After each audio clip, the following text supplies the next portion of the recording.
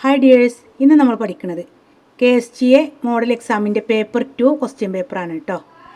Paper 1 നൽകിയിട്ടുണ്ട്. മക്കൾ മുഴുവനായിട്ട് കാണുക, നന്നായിട്ട് പഠിക്കുക. തുടർന്നുള്ള ക്ലാസ്സുകൾ നൽകുന്നതായിരിക്കും.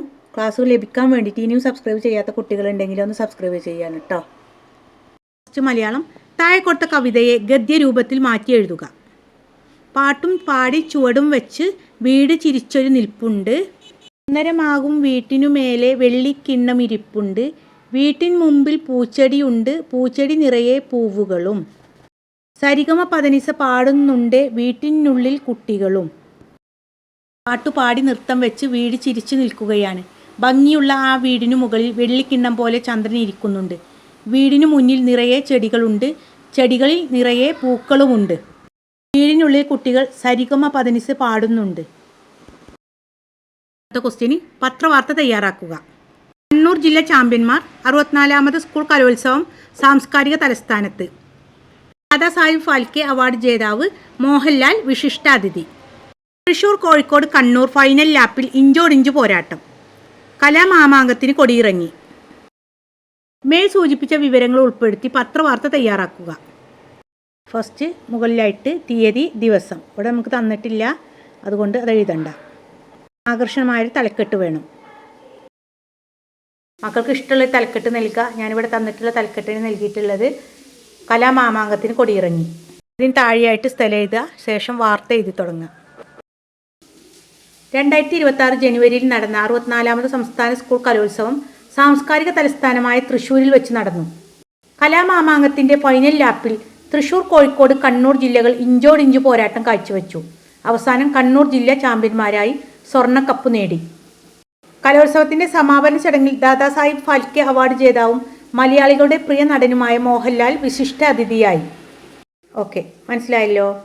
ഇത് നടന്നു കഴിഞ്ഞതാണ്, അപ്പോൾ നടന്നു കഴിഞ്ഞ് തന്നെ എഴുതണം കേട്ടോ. അതുപോലെ നോട്ടീസ് പത്രവാർത്തയായിട്ട് തരും. അത് നടന്നു കഴിഞ്ഞതാവില്ല. എന്ത് ചെയ്യണം? തീരുമാനിച്ചെന്ന് അറിയിപ്പ് നൽകാനുള്ള പത്രവാർത്തയായിരിക്കണം. English. Ninu has learn to read and write. Her neighbors is surprised to hear her clear and fluent reading. Prepare the conversation between the neighbor and Ninnu. Conversation മക്കൾ എഴുതി നോക്കണം കേട്ടോ. How did you learn to read? എങ്ങനെയാണ് നീ വായിക്കാൻ പഠിച്ചതെന്ന് ചോദിക്കുന്നുണ്ട് അല്ലേ. അപ്പം നിന്നു എന്ത് പറഞ്ഞിട്ടുണ്ടാവും? എന്നെ രീതി എന്നൊരു ലേഡി പഠിപ്പിച്ചു തന്നതാണെന്ന് പറഞ്ഞിട്ടുണ്ടാവും അല്ലേ. ഇങ്ങനെയൊക്കെ എഴുതാന്നുള്ളത് മക്കളൊന്ന് എഴുതി നോക്കണം കേട്ടോ. കൂടുതൽ കോൺവെർസേഷൻ ഉൾപ്പെടുത്തിയിട്ടൊരു വീഡിയോ തരാം കേട്ടോ. അടുത്തത് മാത്സ്. 4 മലയാളം. സീനിയർ ടീച്ചർ കുറേ സംഖ്യാ കാർഡുകളായാണ് ക്ലാസ്സിലെത്തിയത്. സോനു, റാബിയ, ദീപു എന്നിവർ 2 സംഖ്യാ കാർഡുകൾ വീതം തിരഞ്ഞെടുത്തു. സംഖ്യാ കാർഡുകൾ ഇവിടെ നൽകിയിട്ടുണ്ട്. അതിൽ എ ക്വസ്റ്റ്യൻ. തുക 9,000-നും 10,000-നും ഇടയിലാകുന്ന തരത്തിൽ ഏതൊക്കെ കാർഡുകളാണ് ഓരോരുത്തരും എടുത്തിട്ടുണ്ടാവുക? സോനുവിൻ്റെ കാർഡുകളുടെ തുക 9,510. ഏത് കാർഡുകൾ തമ്മിൽ കൂട്ടുമ്പോഴാണ് 9,510 ലഭിക്കുന്നത്? 8,000, 1,510. റാബിയ കാർഡ് 1 ഇവിടെ നൽകിയിട്ടുണ്ട് 4,510. കാർഡ് 2 5,400. ആകെ 9,910. ദീപു കാർഡ് 1 6,000. കാർഡ് 2 3,510. ആകെ 9,510. ബി. തന്നിരിക്കുന്ന സംഖ്യാ കാർഡുകളിൽ നിന്നും 2000-ൽ ആരംഭിക്കുന്ന ഒരു പാറ്റേൺ നിർമ്മിക്കുക. ഫസ്റ്റ് 2000 നൽകിയിട്ടുണ്ട്. 2000, 4000, 6000, 8000. 2000 വീതം കൂട്ടുക അല്ലേ. മുകളിൽ നൽകിയ സംഖ്യാ കാർഡുകളിൽ നിന്നും ഏറ്റവും വലിയ സംഖ്യയും ഏറ്റവും ചെറിയ സംഖ്യയും തമ്മിലുള്ള വ്യത്യാസം എത്ര? ഏറ്റവും വലിയ സംഖ്യ 8000, ചെറിയ സംഖ്യ 1,510. 8000 മൈനസ് 1,510 സമം 6,490. മഴക്കാലത്ത് മുമ്പുള്ള ശുചീകരണത്തിൻ്റെ ഭാഗമായി 17 കിലോമീറ്റർ നീളമുള്ള കരിയിലപ്പുഴ 4 ദിവസം കൊണ്ട് വൃത്തിയാക്കി.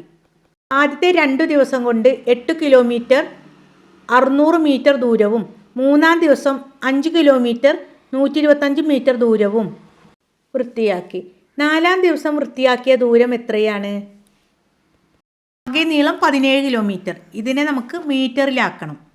1 കിലോമീറ്റർ എന്നാൽ 1000 മീറ്ററാണ്. അപ്പോൾ 17,000 മീറ്റർ. 1-2 ദിവസങ്ങളിൽ വൃത്തിയാക്കിയത് 8 കിലോമീറ്റർ 600 മീറ്റർ. 3-ാം ദിവസം വൃത്തിയാക്കിയത് 5 കിലോമീറ്റർ 125 മീറ്റർ. 3 ദിവസം കൊണ്ട് വൃത്തിയാക്കിയത് 13 കിലോമീറ്റർ 725 മീറ്റർ. നമുക്ക് 4-ാം ദിവസം വൃത്തിയാക്കിയതാണ് കണ്ടെത്തേണ്ടത്. 17 കിലോമീറ്റർ, അതായത് 17,000 മൈനസ് 13,725 കുറക്കുക. അതായത് നമ്മൾ കിലോമീറ്ററിനെ മീറ്ററിലേക്ക് മാറ്റിയതാണ് കേട്ടോ. 1000ത്തിലേക്ക് മാറ്റി. ആൻസർ 3275. ഇനി നമുക്ക് ഇതിനെ കിലോമീറ്ററിലേക്ക് മാറ്റണം. 3 കിലോമീറ്റർ 275 മീറ്റർ. 4-ാം ദിവസം വൃത്തിയാക്കിയ ദൂരം 3 കിലോമീറ്റർ 275 മീറ്റർ. അതിൽ ബി ക്വസ്റ്റ്യന് 48 സെൻറ്റിമീറ്റർ 15 മില്ലിമീറ്റർ നീളമുള്ള റിബൺ മുറിച്ച് 16 സെൻറ്റിമീറ്റർ 5 മില്ലിമീറ്റർ നീളമുള്ള കഷ്ണങ്ങളാക്കിയാൽ എത്ര കഷ്ണങ്ങൾ ഉണ്ടാകും? നൽകിയിട്ടുള്ളത് 48 സെൻറ്റിമീറ്റർ 15 മില്ലിമീറ്റർ നീളമുള്ള ഒരു റിബണാണ്.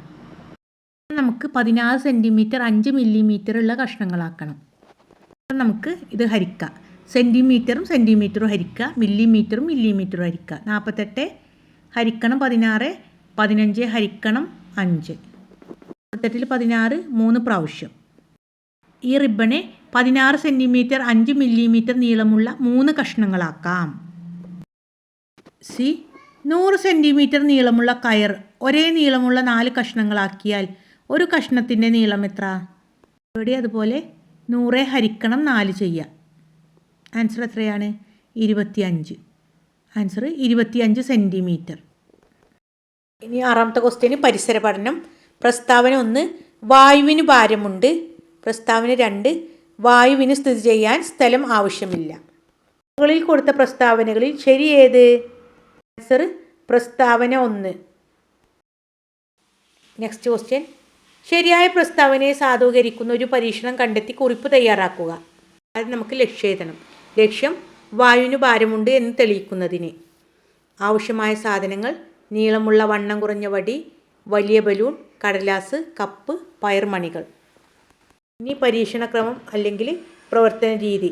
നീളമുള്ള വണ്ണം കുറഞ്ഞ വടിയുടെ ഒരറ്റത്ത് വലിയ ബലൂണും മറ്റേ അറ്റത്ത് കടലാസ് കപ്പും നൂലിൽ കെട്ടി തൂക്കുക.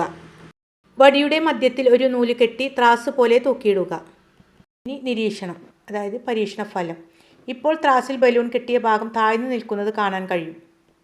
ബലൂൺ താഴ്ന്നിരിക്കുന്നത് വായുവിൻ്റെ ഭാരം കാരണമാണ്. ഇവിടെ മക്കൾ പ്രത്യേകം എഴുതേണ്ടത് വീർപ്പിച്ച ബലൂണാണ് കേട്ടോ. ഞാൻ എഴുതാൻ വിട്ടുപോയതാണ്. വീർപ്പിച്ച ബലൂണ് കെട്ടിത്തൂക്കുക വേണ്ടത്. ഇനി മറ്റേ അറ്റത്ത് കടലാസ് കപ്പ് ഉയർന്നു നിൽക്കുന്നതും കാണാം.